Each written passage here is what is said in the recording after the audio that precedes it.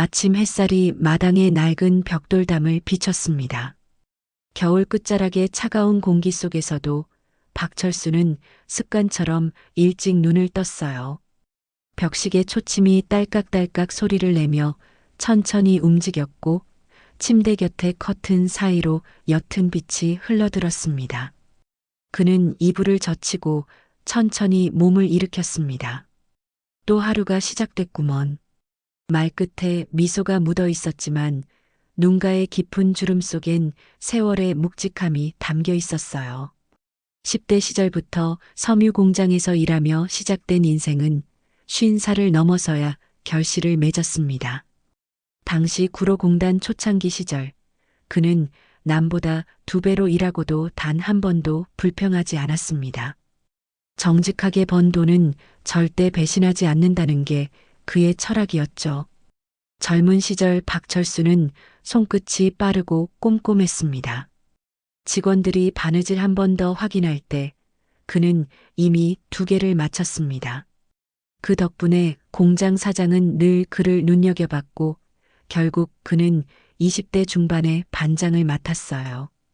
그때부터 시작된 철수의 인생은 오르막길이었습니다. 박 반장, 이번 원단 납기 지켜야 돼요. 걱정 마십시오. 밤새워서라도 끝내겠습니다. 그 시절 그의 목소리는 단단하고 자신감으로 가득했어요. 하지만 삶은 늘 쉽지 않았습니다. 아내 이순희와 결혼 후에도 돈 한 푼 허투루 쓰지 않았죠. 여보, 그래도 옷 한 벌은 좋은 걸로 사요.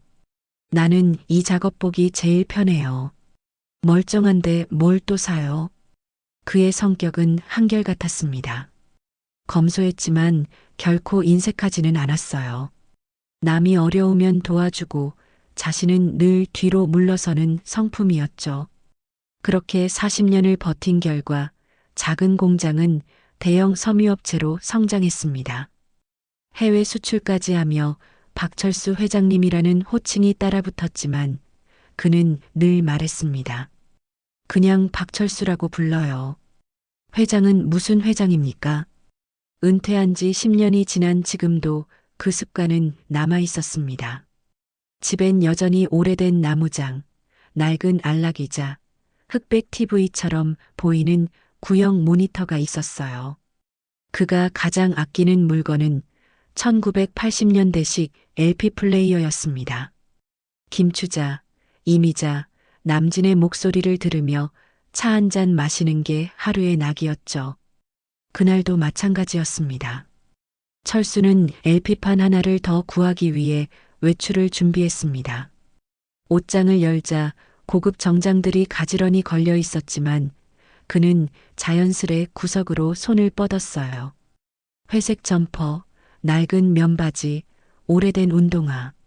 아내가 혀를 찼습니다. 여보, 제발 좀 괜찮은 걸 입어요. 사람들이 뭐라 해요. 뭐라 하면 어때요?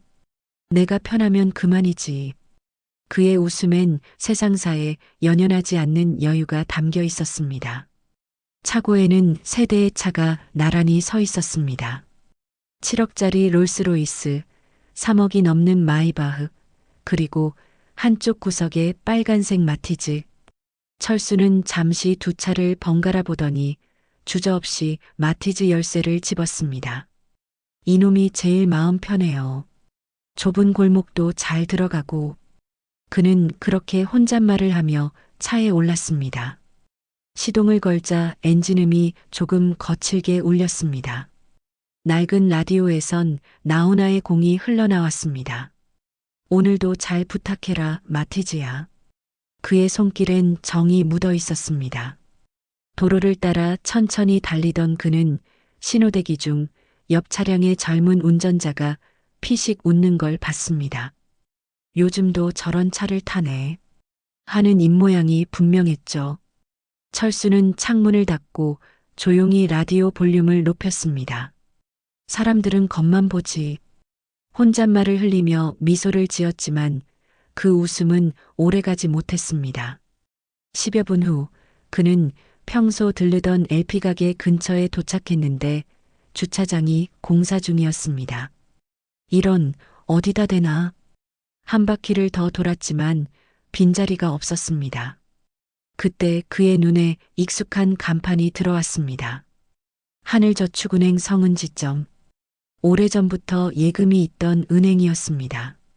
그는 고개를 끄덕이며 중얼거렸어요. 그래, 오랜만에 이자도 확인할 겸 들러볼까? 건물 옆 주차장 입구에 도착하자 관리인 한 명이 팔짱을 낀 채 서 있었습니다. 50대 중반쯤 검은 패딩 점퍼를 입은 남자였습니다. 철수가 차를 천천히 들이밀자 그가 손을 번쩍 들며 막았습니다. 잠깐만요. 어디 가시는데요? 은행 좀 보려고요. VIP 손님 아니면 이쪽 주차 안 됩니다. VIP요? 네, 벤츠, BMW, 그런 차만 들어갑니다. 철수는 잠시 그를 바라봤습니다. 입가에 미소가 사라지고 눈빛이 서늘해졌습니다. 내가 어디에 주차하든 그쪽 상관은 없을 텐데요. 규정이에요. 경차는 저쪽 구석으로 가세요. 관리인의 말투는 무뚝뚝하고 눈빛엔 불쾌함이 묻어 있었습니다. 철수는 천천히 차를 돌리며 조용히 중얼거렸습니다. 규정이라 참 편한 말이지요. 그는 차를 멀찍이 세워두고 걸었습니다. 무릎이 시큰거렸지만 괜찮았습니다. 은행 앞에 서자 유리문에 비친 자신의 모습이 보였습니다. 구겨진 회색 점퍼, 낡은 운동화, 그리고 세월의 다른 얼굴. 그는 잠시 멈춰서서 자신의 모습을 바라봤습니다. 이런 모습이 창피한가? 스스로에게 묻고는 고개를 저었습니다. 아니요, 난 내 인생이 부끄럽지 않아요. 그의 발걸음이 유리문을 밀었습니다. 차가운 에어컨 바람이 얼굴을 스쳤고 그 순간 묘한 예감이 들었습니다. 오늘의 하루가 평범하게 끝나지 않을 것 같은. 창구에는 손님 몇 명이 앉아 있었고 번호표 기계가 가볍게 울렸습니다. 철수는 번호표를 뽑아 앉았습니다. 무릎을 주무르며 주변을 살폈습니다. 고급 코트를 입은 젊은 남성이 예금 상담을 받고 있었고 직원의 웃음소리가 크게 들렸습니다. 고객님, 이번 상품 금리 아주 좋아요. 그 친절한 목소리가 철수의 자리까지 닿았습니다. 그는 조용히 숨을 고르며 창밖을 봤습니다. 겨울 햇살이 은행 간판 위를 부드럽게 비추고 있었어요. 오랜 세월 그는 늘 성실하게 살아왔습니다. 그런데 세상은 언제부터인가 겉모습으로 사람을 평가하기 시작했죠. 그건 그에게 가장 낯선 변화였습니다. 그날의 조용한 외출은 그렇게 시작됐습니다. 그는 몰랐습니다. 그저 LP판 하나를 사러 나온 평범한 날이 자신을 무시한 세상에 작은 균열을 내는 날이 될 줄은요. 철수는 다시 창밖을 바라봤습니다. 멀리 보이는 주차장 한쪽 구석, 빨간색 마티즈가 햇빛에 반짝이고 있었어요. 그 순간 그의 눈빛이 살짝 흔들렸습니다. 그래요. 이제 나도 배워야겠네요. 세상이 어떻게 변했는지 직접 봐야겠어요. 그의 목소리는 낮았지만 단단했습니다. 이 작은 외출이 세상을 가르치는 그의 마지막 수업이 될 줄은 아무도 몰랐습니다. 하늘저축은행 건물 앞, 차가운 겨울 햇살이 유리벽을 비쳤습니다. 박철수는 마티즈를 천천히 몰고 주차장 입구로 들어섰습니다. 짙은 회색 패딩을 입은 관리인 한 명이 팔짱을 낀 채 서 있었습니다. 그는 철수의 차를 위아래로 훑어보더니 손바닥을 펴들었습니다. 잠깐만요. 어디 가시나요? 목소리엔 이미 거부감이 깔려 있었어요. 은행에 좀 볼 일이 있어서요. 철수는 공손하게 대답했습니다. 은행이요? 업무 보실 거예요? 예, 예금 확인 좀 하려고요.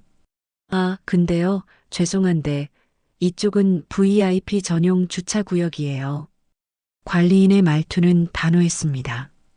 마치 오래된 습관처럼 그는 VIP라는 단어를 특별히 강조했어요. 그럼 어디에 세워야 하나요? 저쪽 뒤편 구석에 경차자리 있습니다. 거기로 가세요. 그는 고개를 까딱이며 멀리 손가락으로 가리켰습니다. 철수는 눈을 좁혔습니다. 여기 빈자리 많은데요? 그건 다 예약된 자리예요. 고급차 전용입니다. 고급차요? 네. 벤츠, BMW, 그런 차량만요. 관리인은 손을 허리에 얹으며 덧붙였습니다. 규정이에요. 제가 정한 건 아닙니다. 그는 말끝마다 규정을 내세웠지만 표정은 분명히 무시였습니다. 철수는 잠시 아무 말도 하지 않았습니다. 손끝이 미세하게 떨렸습니다. 마음속에서 뭔가 뜨겁게 올라오다가도 곧 다시 내려앉았습니다. 그래요. 규정이면 어쩔 수 없죠. 그는 담담히 웃으며 고개를 끄덕였습니다. 하지만 웃음 뒤의 눈빛은 서늘했습니다. 철수는 차를 천천히 뒤로 빼서 관리인이 가리킨 방향으로 향했습니다. 좁고 그늘진 구석, 바닥에는 낙엽이 쌓여 있었습니다. 차를 세우고 내리는 순간 무릎이 시큰거렸습니다. 왼쪽 다리는 젊을 때 공장에서 떨어진 부상 때문에 늘 고질적인 통증이 있었죠. 아이고, 이놈의 무릎이. 그는 잠시 차에 기대어 다리를 주물렀습니다. 멀리서 관리인이 담배를 물고 있는 모습이 보였습니다. 그는 지나가는 벤츠를 보며 허리를 굽혀 인사했습니다. 철수는 그 장면을 조용히 지켜봤습니다. 사람이 사람을 대하는 기준이 이렇게 쉬워졌나? 그는 천천히 걸음을 옮겼습니다. 한 걸음 한 걸음이 무거웠습니다. 마치 이 도시가 그를 늙은 사람으로만 보는 것 같았어요. 은행 문을 열자 차가운 공기가 밀려들었습니다. 고급스러운 대리석 바닥, 반짝이는 유리벽, 향기로운 커피 냄새. 모든 것이 깨끗했지만 묘하게 차가운 공간이었습니다. 철수는 번호표를 뽑고 의자에 앉았습니다. 무릎을 주물렀습니다. 눈앞 전광판엔 25번 고객님, 3번 창구로 오세요라는 글씨가 떴습니다. 그는 천천히 일어나 걸었습니다. 3번 창구에는 젊은 여직원이 앉아 있었습니다. 단정한 정장 차림, 머리는 깔끔하게 묶여 있었지만 얼굴엔 피곤함이 스쳤습니다. 이름표에는 송미래. 어서 오세요. 그녀의 목소리는 형식적이었습니다. 눈은 이미 다른 곳을 보고 있었어요. 주차권을 좀 받을 수 있을까요? 주차권이요? 그녀가 고개를 들었습니다. 순간 미묘하게 인상이 변했습니다. 철수의 옷차림, 낡은 점퍼, 때 묻은 운동화. 그녀의 시선이 위아래로 천천히 움직였습니다. 주차권은 은행 업무 보신 분들께만 드려요. 예금 업무 보러 왔습니다. 예금이요? 얼마 정도 하실 건데요? 철수는 잠시 생각하다가 웃었습니다. 그건 아직 모르죠. 상담해 봐야 하니까요. 송미래는 짧게 한숨을 내쉬었습니다. 그럼 예금하실 때 다시 말씀하세요. 지금은 안 되는 건가요? 지금은 업무 전이라 안 됩니다. 그녀의 말투엔 귀찮음이 묻어 있었습니다. 뒤에 서 있던 남직원이 작게 웃는 소리가 들렸습니다. 그냥 주차권 때문에 오신 것 같네. 그러게요. 요즘 왜 이렇게 많아요. 둘은 희죽거리며 속삭였지만 철수의 귀에는 다 들렸습니다. 철수는 잠시 말을 잃었습니다.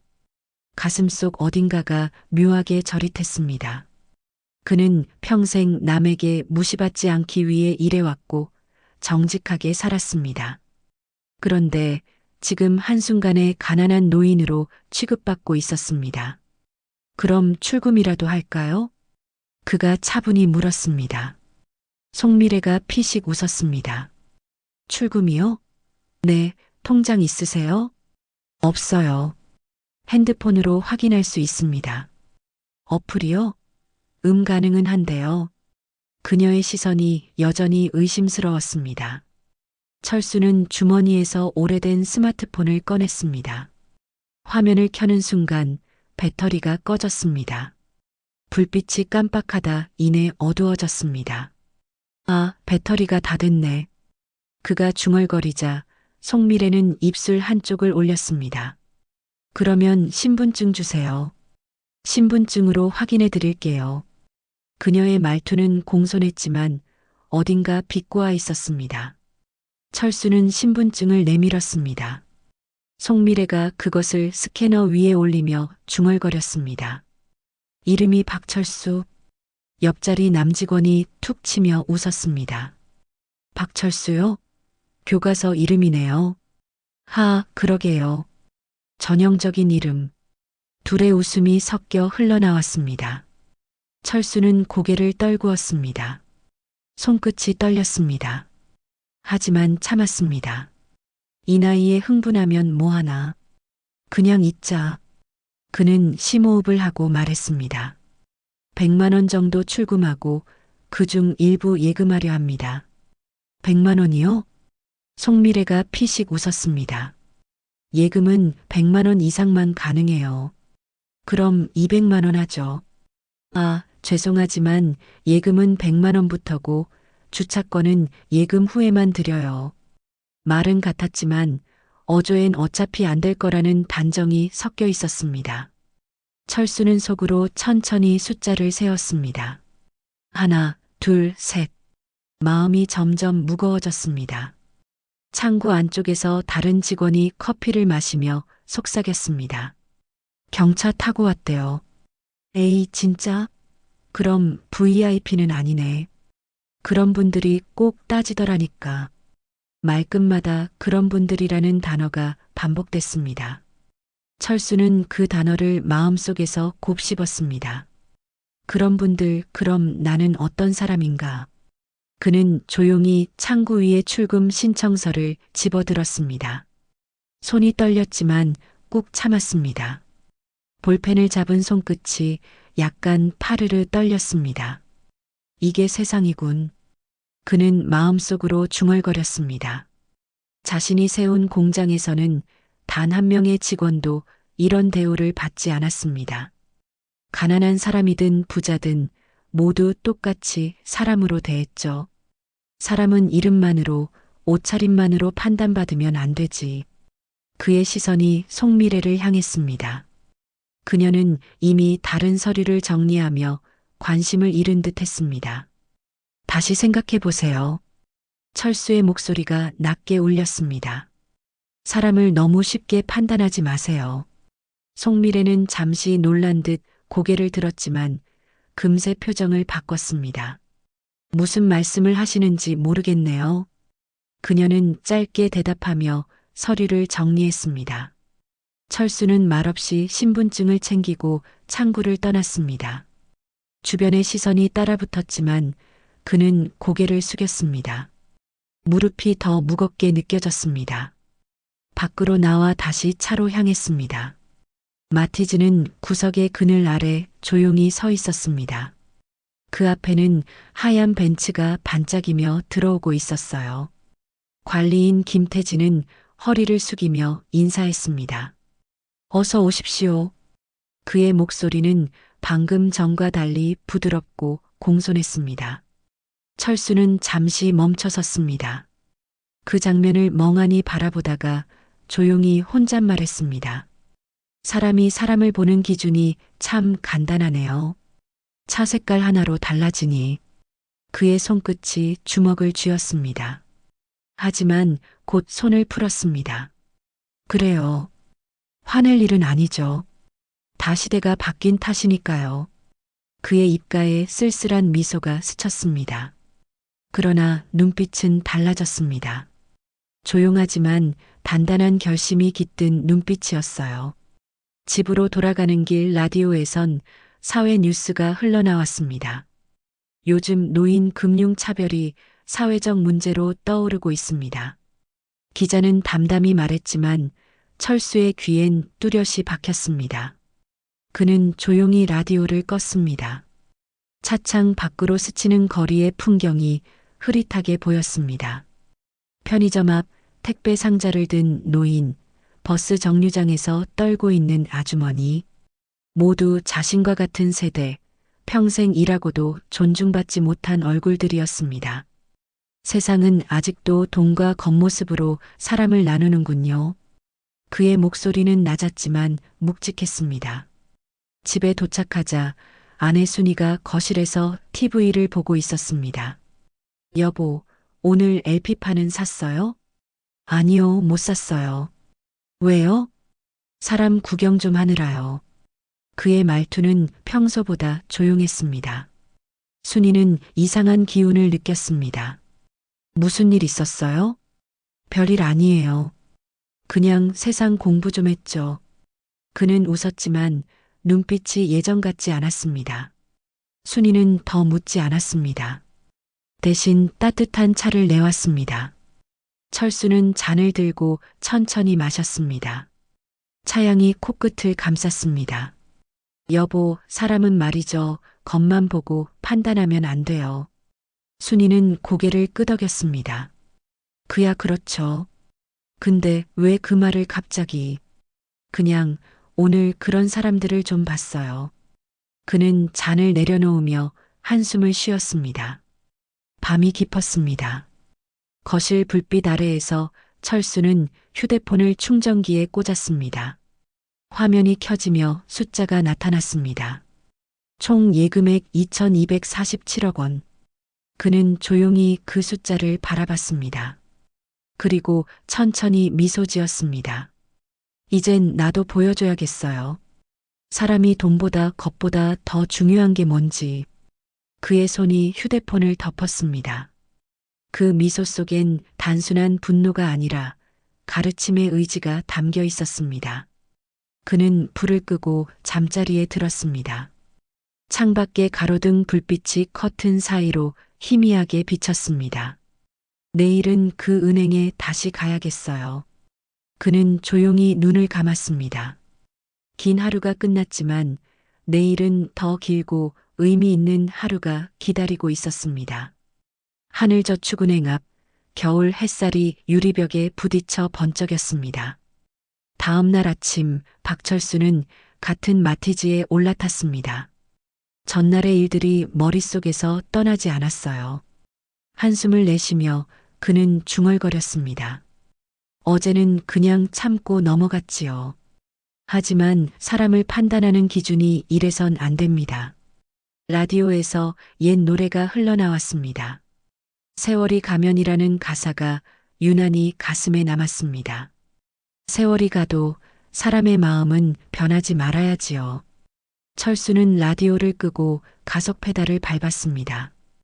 은행 주차장 앞에 다시 선 그는 잠시 눈을 감았습니다. 차를 세운 그 자리는 여전히 그늘에 덮여 있었습니다. 마티즈의 엔진 소리가 멎자 어제의 관리인 김태진이 다가왔습니다. 그는 깜짝 놀란 듯 철수를 쳐다봤습니다. 어제 그 경차 타신 분이시죠? 네, 어제 예금 보러 왔다가 못 보고 돌아갔어요. 오늘은 예금하실 건가요? 예. 오늘은 직접 확인하려 합니다. 그럼 이번엔 VIP 자리로 모시겠습니다. 태진은 어색한 웃음을 지으며 고개를 숙였습니다. 어제와 달리 태도가 조금 달라졌지만 이미 늦었습니다. 철수는 조용히 말했다. 괜찮아요. 어제 자리로 가면 됩니다. 그는 다시 구석으로 향했습니다. 어제처럼 낙엽이 쌓여 있었지만 오늘은 그 길이 더 단단하게 느껴졌습니다. 겉모습으로 사람을 판단하는 세상, 오늘은 나도 그걸 배우게 해줘야겠어요. 은행 안은 어제보다 손님이 많았습니다. 창구마다 대기번호가 빼곡히 붙어 있었고 직원들은 분주하게 움직였습니다. 철수는 번호표를 뽑고 기다렸습니다. 손에는 오래된 가죽 지갑과 신분증 한 장이 쥐어져 있었습니다. 전광판에 숫자가 떴습니다. 38번 고객님, 3번 창구로 오세요. 그의 순서였습니다. 3번 창구의 이름표엔 어제와 같은 이름이 붙어 있었습니다. 송미래. 그녀는 피곤한 표정으로 고개를 들었습니다. 무슨 업무세요? 어제 왔던 사람입니다. 어제요? 그녀의 눈썹이 잠시 찌푸려졌습니다. 아, 어제 주차권 달라던 분이군요. 맞아요. 오늘은 주차권 대신 출금하려 합니다. 출금이요? 얼마 정도요? 철수는 담담히 대답했습니다. 2천억 원입니다. 순간 주변이 고요해졌습니다. 송미래는 고개를 갸웃했습니다. 네, 2천억 원 인출하려 합니다. 잠깐의 정적 후 웃음소리가 터졌습니다. 옆자리 남직원이 배를 잡고 웃었어요. 하하, 2천억이요? 할아버지, 그건 은행 본점 돈도 모자랄걸요. 그렇죠? 저도 2천억 가진 사람 처음 봅니다. 송미래도 피식 웃으며 말했다. 장난치지 마세요. 뒤에 손님 많습니다. 철수는 미동도 없이 그녀를 바라봤습니다. 장난 아닙니다. 신분증 보시죠. 그는 신분증을 꺼내 창구 위에 올려놨습니다. 손끝이 약간 떨렸지만 표정은 차분했습니다. 송미래는 웃음을 멈추고 신분증을 집었습니다. 박철수, 네, 잠시만요. 그녀는 컴퓨터에 입력을 시작했습니다. 하지만 옆에 남직원이 고개를 내밀었습니다. 그냥 농담이에요. 시간 낭비하지 말아요. 그래도 확인은 해야죠. 그럼 2천억이 있으면 내가 은행장이지. 직원들의 웃음이 다시 번졌습니다.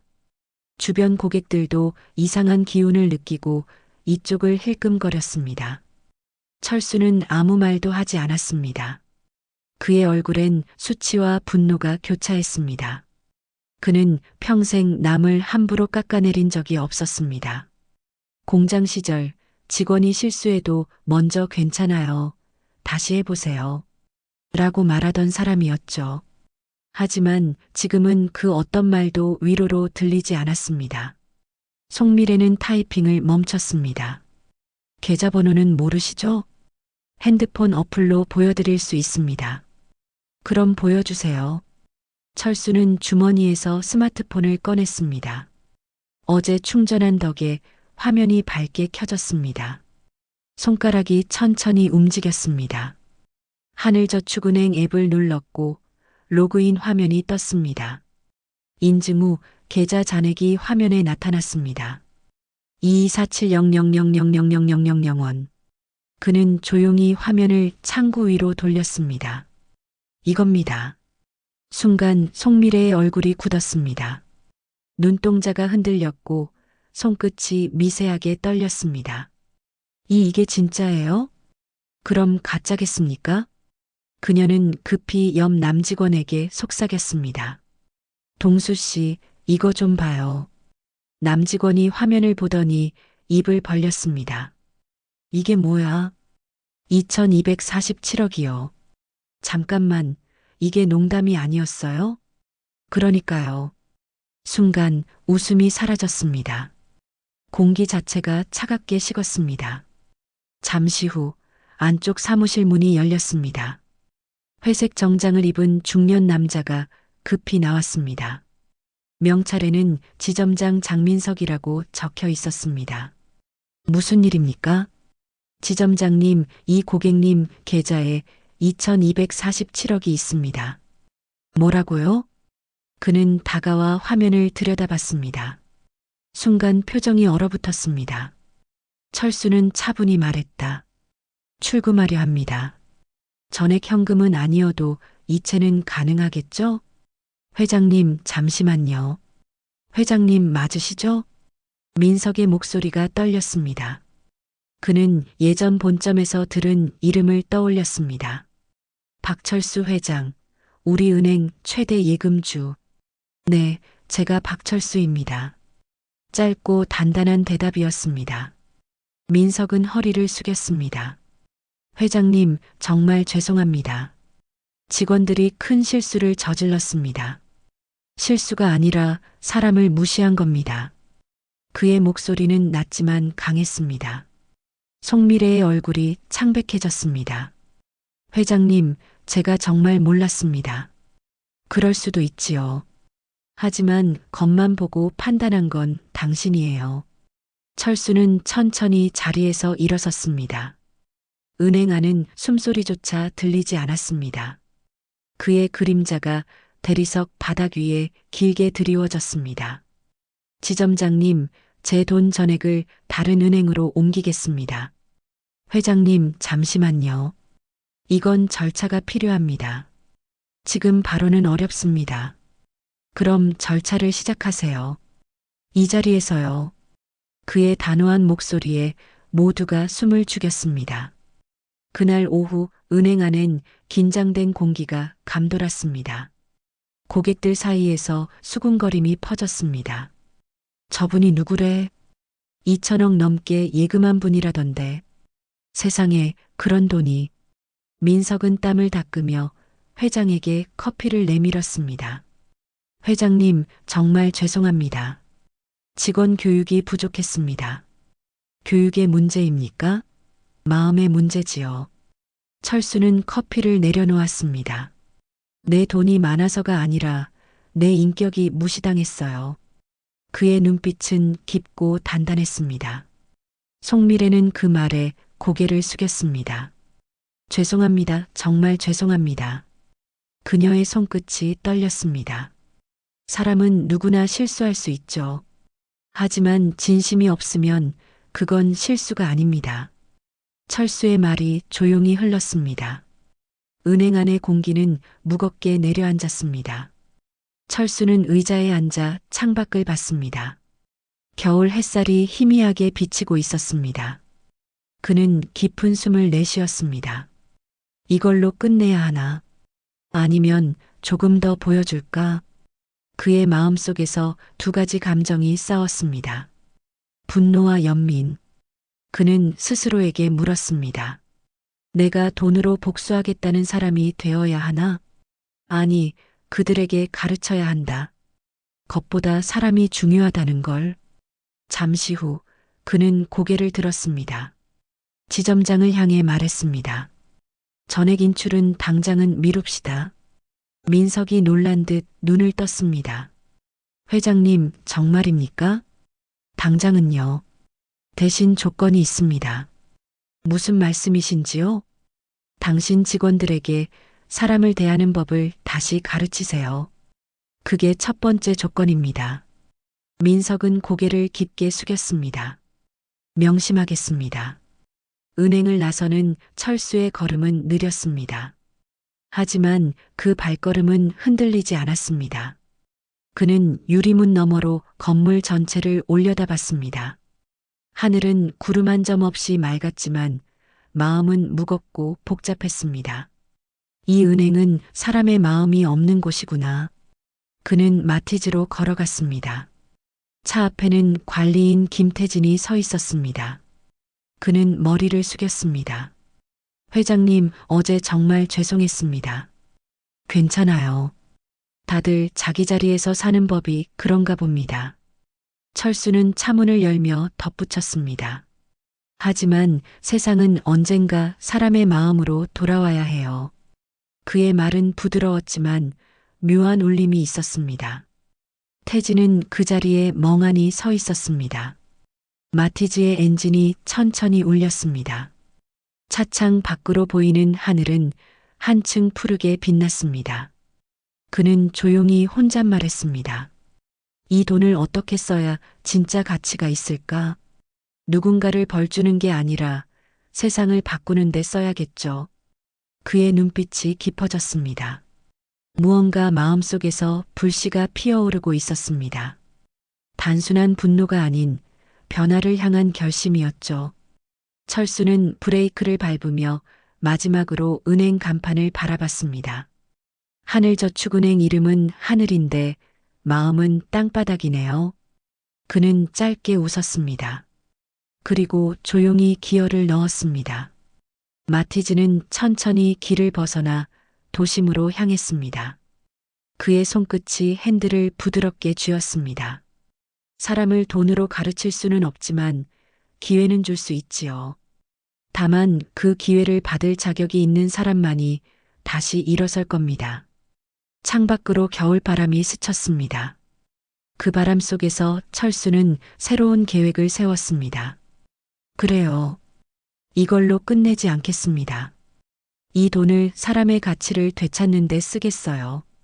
그의 목소리는 낮지만 단단했습니다. 그 순간 은행 유리벽에 비친 마티즈의 작은 그림자가 햇빛 속으로 사라졌습니다. 박철수는 그날 이후 이틀 동안 잠을 제대로 이루지 못했습니다. 밤마다 눈을 감으면 송미래의 하얗게 질린 얼굴이 떠올랐습니다. 그녀의 눈빛에는 후회가 담겨 있었지만 그보다 더 큰 것은 혼란이었습니다. 나를 무시한 사람을 왜 자꾸 생각하는 걸까? 그는 스스로에게 물었습니다. 하지만 곧 대답이 떠올랐습니다. 그건 분노가 아니라 책임감이었습니다. 50년 동안 수많은 사람을 이끌었던 그에게 젊은 세대의 무지와 차가움은 미움보다 안타까움으로 남았죠.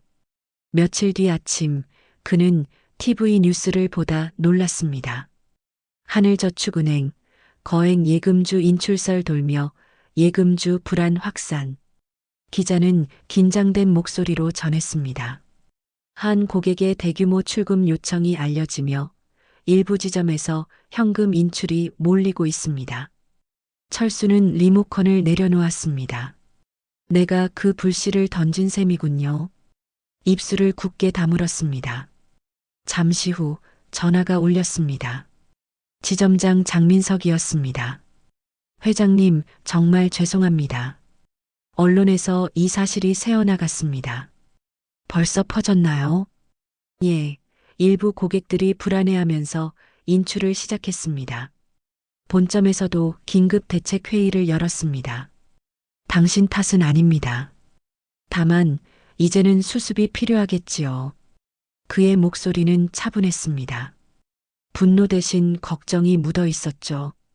지점장님, 오늘 오후에 들르겠습니다. 예, 기다리겠습니다. 오후 3시 하늘저축은행 성은지점. 은행 입구엔 사람들의 긴 줄이 늘어서 있었습니다. 예금 인출하려고 왔어요. ATM도 막혔대요. 고객들의 불안이 공기를 짓눌렀습니다. 철수가 마티즈에서 내려 천천히 걸어가자 사람들이 힐끗 그를 쳐다봤습니다. 낡은 점퍼, 느린 걸음, 평범한 노인. 하지만 그의 표정에는 단단한 결심이 깃들어 있었습니다. 박 회장님 오셨습니까? 민석이 문 앞에서 맞았습니다. 사태가 심각하군요.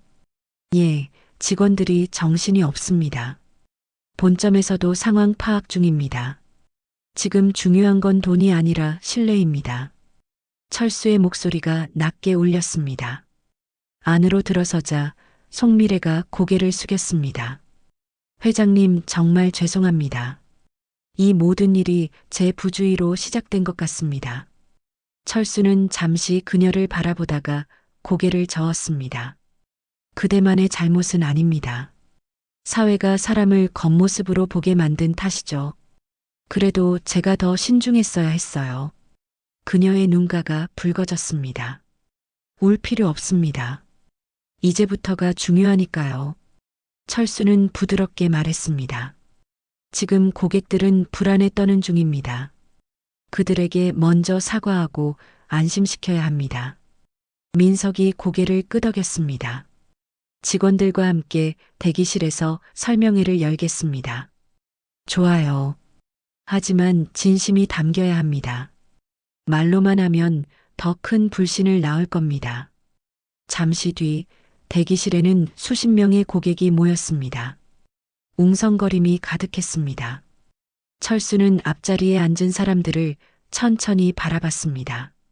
그 중에는 자신보다 나이 많은 노인도 있었고 장사하다 모은 돈을 맡긴 중년 부부도 있었습니다. 여러분, 이 은행의 한 사람으로서 말씀드립니다. 그의 목소리가 조용하지만 울림 있게 퍼졌습니다. 며칠 전 저 역시 이 은행에서 불쾌한 일을 겪었습니다. 하지만 지금 이 자리에 선 이유는 그 일로 누군가를 망하게 하려는 게 아닙니다. 사람들의 시선이 집중되었습니다. 이 은행은 실수했습니다. 그러나 그 실수를 고치려는 사람들도 있습니다. 여기 지점장님, 그리고 직원들이 바로 그 시작점이에요. 민석과 송미래가 고개를 숙였습니다. 고객들 사이에서 속삭임이 멈췄습니다. 제가 맡긴 2247억 원, 당분간 그대로 두겠습니다. 그의 한마디에 공기가 흔들렸습니다. 다만 조건이 있습니다. 이 은행이 사람을 겉모습으로 판단하지 않도록 직원 교육부터 바꾸어야 합니다. 노인, 장애인, 서민 누구든 똑같이 존중받아야 합니다. 한참의 침묵 후 박수가 울렸습니다. 누군가 맞는 말씀이에요. 하고 외쳤습니다. 며칠 후 은행은 긴급하게 고객 존중 캠페인을 시작했습니다. 민석은 매일 아침 회의에서 말했습니다. 우린 지금부터 고객을 등급이 아니라 사람으로 봅니다. 외모, 나이, 차종 이런 기준은 모두 없애겠습니다. 송미래는 누구보다 진심으로 참여했습니다. 창구 앞에 선 노인 고객에게 직접 차를 내주고 손이 불편한 어르신의 통장 작성을 도왔습니다. 어느 날 그런 모습을 본 철수는 조용히 웃었습니다. 이제야 은행이 은행답군요. 그러나 본점의 시선은 여전히 냉담했습니다. 거액 예금주에게 휘둘린다. 이게 감성 경영인가? 비아냥이 오갔습니다. 민석은 그럴수록 더 단단해졌습니다. 이건 회장의 뜻이 아닙니다. 우리가 사람답게 일하기 위한 선택입니다. 결국 본점 감사가 내려왔습니다. 철수는 직접 그 자리에 섰습니다. 제가 이 은행에 남긴 건 돈이 아닙니다. 사람을 믿는 법입니다. 그의 목소리는 조용했지만 힘이 있었습니다. 감사팀은 말을 잃었습니다. 그날 이후 본점에서도 변화의 조짐이 보였습니다. 시간이 흘러 은행 앞 벚나무 가지에 새순이 돋았습니다. 이른 봄 햇살 아래 송미래가 고객의 손을 잡고 인사했습니다. 고객님, 다음에도 편하게 들러주세요. 그녀의 목소리는 전과 달랐습니다. 낮고 따뜻했어요. 철수는 멀리서 그 모습을 지켜봤습니다. 그의 눈빛에 묘한 미소가 번졌습니다. 사람이 변할 수 있다. 그게 희망이지요. 그때 관리인 김태진이 다가왔습니다. 회장님, 어제 본점에서 연락이 왔습니다. 은행을 재정비하면서 고객 평판이 가장 좋은 지점으로 여기를 뽑았답니다. 그래요? 잘 됐네요. 다 회장님 덕분이죠. 아닙니다. 저는 단지 계기만 줬을 뿐이에요. 철수는 고개를 들어 하늘을 봤습니다. 맑고 푸른 하늘 아래 하늘저축은행 간판이 은빛으로 반짝였습니다. 이제 진짜 하늘답네요. 그날 저녁 철수는 집 거실에서 아내 순이와 차를 마셨습니다. 당신 요즘 얼굴이 밝아졌어요. 그래요? 아마도 사람 마음이 조금은 풀려서 그렇겠죠. 그 은행 일 이제 완전히 끝난 거예요? 끝났다기보단 새로운 시작이지요. 그는 미소를 지었습니다. 이젠 나도 알겠어요. 돈으로 세상을 바꾸는 게 아니라 마음으로 사람을 바꾸는 거라는 걸. 순이는 조용히 고개를 끄덕였습니다. 창밖에는 봄비가 내리고 있었습니다. 그 빗소리가 이상하게 따뜻하게 들렸습니다.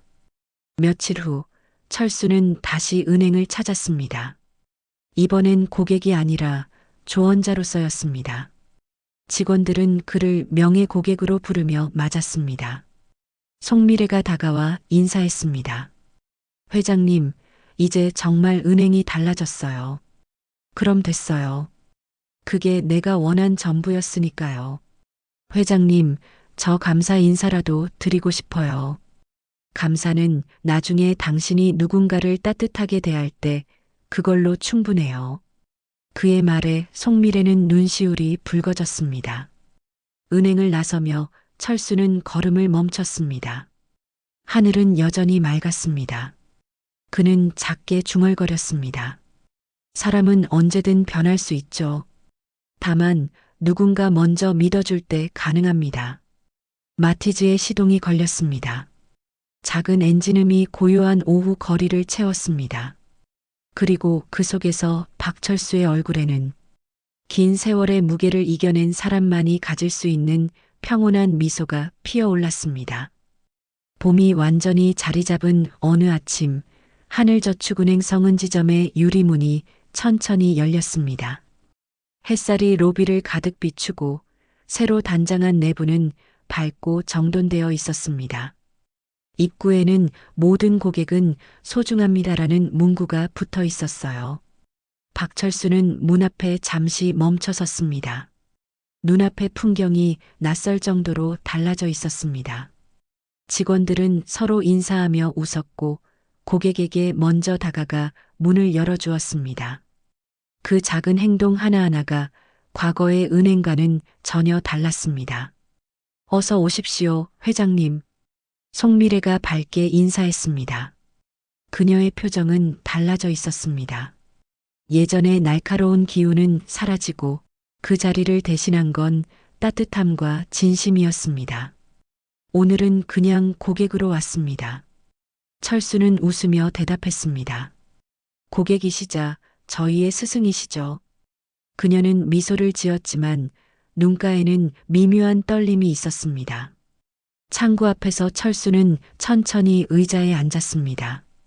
어느새 주변 고객 몇 명이 그를 알아보고 수군거렸습니다. 저분이 그 은행 살리신 분이라잖아. 맞아요.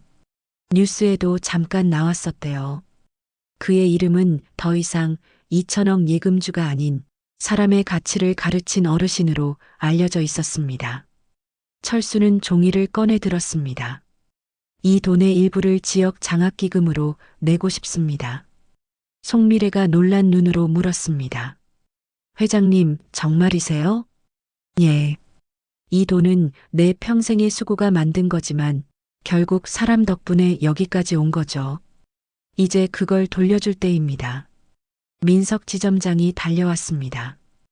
회장님, 이 은행을 살려주신 것도 모자라. 이런 일까지 정말 감사합니다.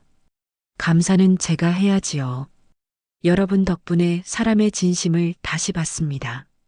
며칠 뒤 지역신문 일면에는 이런 기사가 실렸습니다.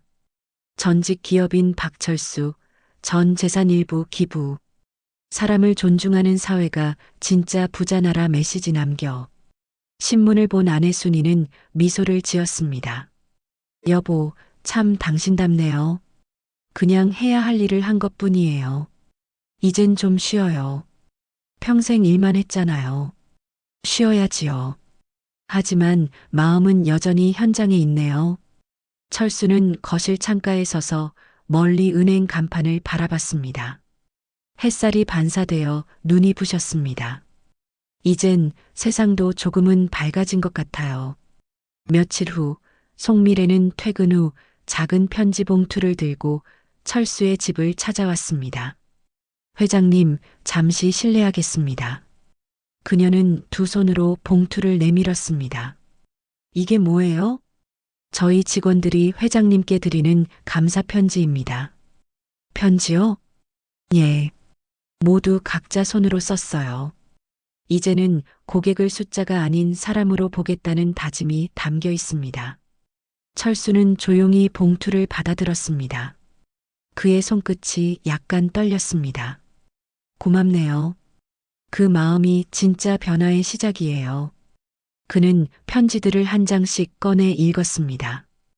회장님 덕분에 제 태도가 바뀌었습니다. 이제는 하루에도 몇 번씩 감사합니다를 말합니다. 고객의 눈을 보며 인사합니다.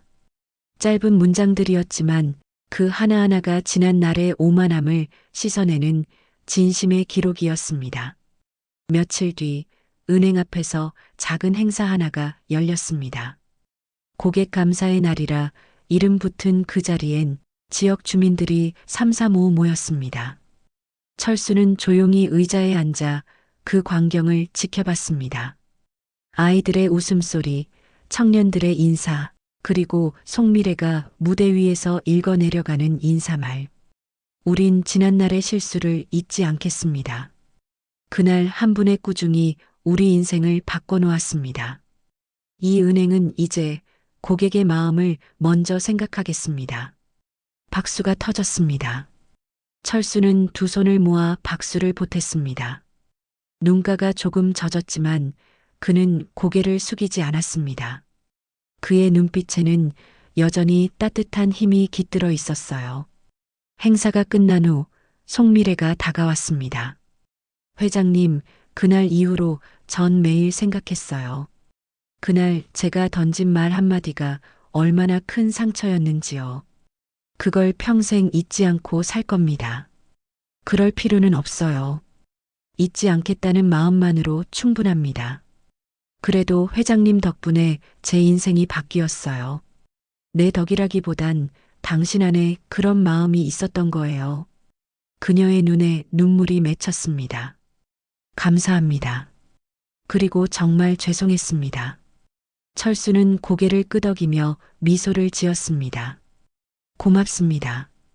그 한마디면 충분해요. 그는 조용히 덧붙였습니다. 사람은 누구나 실수합니다. 하지만 진심으로 사과할 줄 아는 사람은 많지 않아요. 당신은 그중 한 명이 되었으니 그걸로 됐습니다. 그날 저녁 은행 건물 앞에 불이 하나둘 켜졌습니다. 유리벽에 비친 간판의 글씨가 또렷했습니다. 하늘저축은행 마음이 먼저인 금융. 철수는 마티즈 안에서 그 불빛을 바라봤습니다. 손등에 따뜻한 햇살이 스며드는 것 같았어요. 이제 정말 제 할 일은 끝났네요. 그는 조용히 웃었습니다. 그때 전화벨이 울렸습니다. 지점장 민석이었습니다. 회장님, 오늘 장학기금 첫 지급식이 열렸습니다. 학생들이 손편지로 감사 인사를 드리고 싶다네요. 그래요? 그럼 내일 들르겠습니다. 예, 회장님. 모두 기다릴 겁니다. 전화를 끊은 뒤 그는 조용히 차 시동을 걸었습니다. 엔진음은 여전히 작았지만 마음은 한없이 가벼웠습니다. 다음 날 아침 은행 앞마당에는 교복 입은 학생들이 서 있었습니다. 그들 중 한 명이 마이크를 잡았습니다.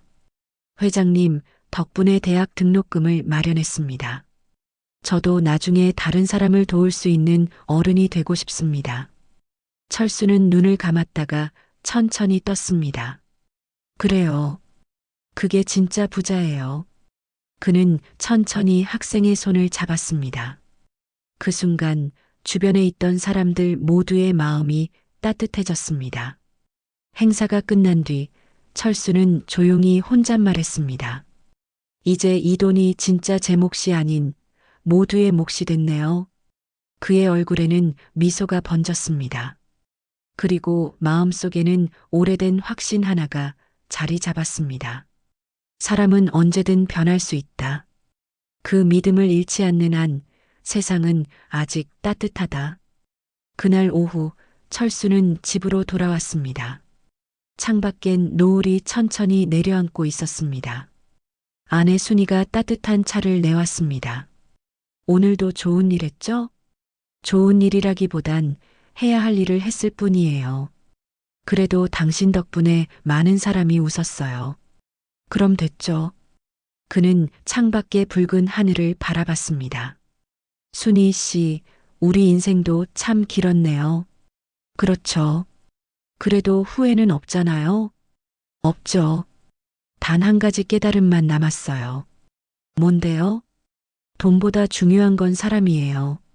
그리고 그 사람을 믿는 마음이지요. 순이는 조용히 그의 손을 잡았습니다. 창밖의 노을빛이 두 사람의 얼굴을 부드럽게 감쌌습니다. 그날 밤 철수는 일기를 꺼냈습니다. 오래된 수첩에 이렇게 적었습니다. 오늘 또 한 번 세상을 배웠다. 겉모습이 아닌 마음을 보려면 용기가 필요하다. 그리고 누군가를 믿는 건 언제나 가장 큰 선물이다. 그는 펜을 내려놓고 미소를 지었습니다. 그래요. 이제 이 마음으로 마무리하면 되겠죠. 창밖에는 달빛이 포근하게 내려앉았습니다. 하늘저축은행의 간판 불빛이 멀리서 반짝이고 있었습니다. 그는 천천히 눈을 감으며 속삭였습니다. 사람은 언제든 다시 시작할 수 있죠. 그 말은 마치 한 세대의 경험을 담은 인생의 결론 같았습니다. 그리고 그 속엔 용서, 회복, 믿음이란 세 단어가 고요히 빛나고 있었습니다. 사람은 누구나 실수합니다. 하지만 그 실수를 인정하고 다시 일어설 용기를 낼 때 그 사람은 이미 변한 겁니다. 박철수 회장은 그렇게 한 세대를 가르쳤습니다.